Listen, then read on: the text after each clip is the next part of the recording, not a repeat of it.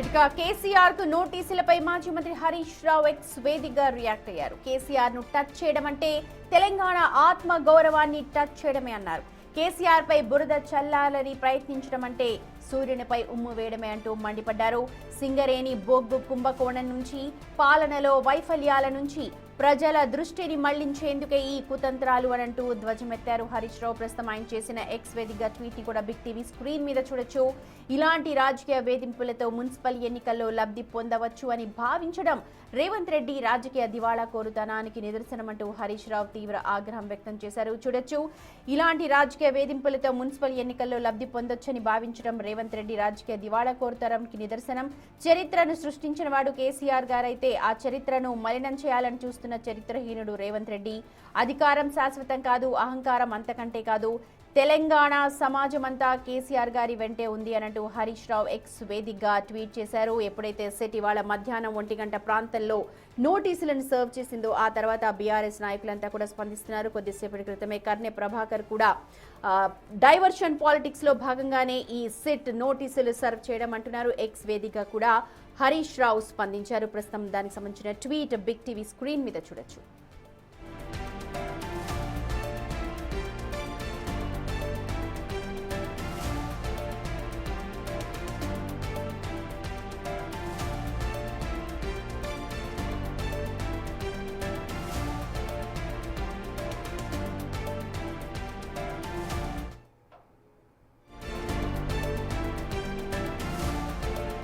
ఇక ఇది విచారణ కాదు, ప్రతీకారం అంటున్నారు బీఆర్ఎస్ వర్కింగ్ ప్రెసిడెంట్ కేటీఆర్. ఇది న్యాయం కాదు, ఇది రాజకీయ దురుద్దేశం అంటున్నారు.